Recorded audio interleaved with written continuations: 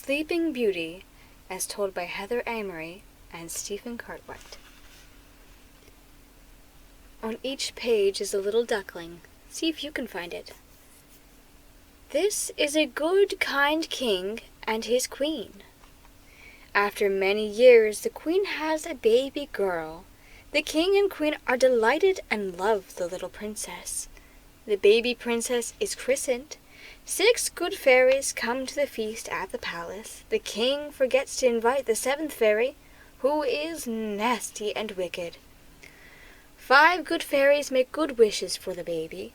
The 6th good fairy is just about to make her wish.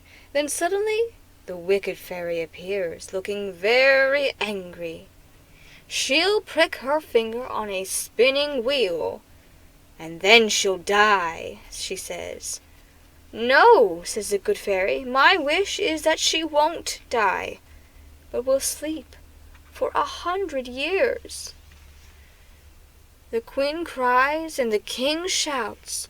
All spinning wheels in my kingdom must be burned, he orders. Then the princess can't prick her finger on one. When she grows up, the princess has a grand ball. It is her 17th birthday. The 6 good fairies come to the palace.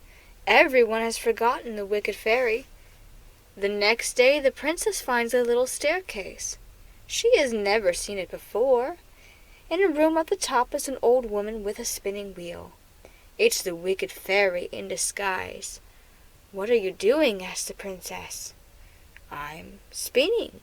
Come, I'll show you, says the old woman. The princess puts out her hand and pricks her finger. At once she falls fast asleep. Everyone else in the palace goes to sleep too. The 6 good fairies carry the princess to her bed. The wicked fairy disappears. Nothing moves in the palace for 100 years.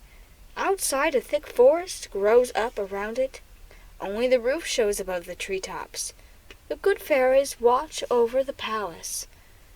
Then a young prince walks near the palace. He sees the roof and asks an old man about it. A princess sleeps in there, he says, but there's no way in. The prince walks to the palace, and the trees move apart and let him through. He runs up the steps and in through the open door. It is very quiet. The prince finds the princess asleep. She is so beautiful he kisses her very gently. She opens her eyes and smiles. You've come at last, she says. Everyone in the palace wakes up. I'm hungry, says the king. Tonight we'll have a great feast, and he thanks the prince for saving them. The prince asks if he may marry the princess. Of course, says the king. Yes, please, says the princess.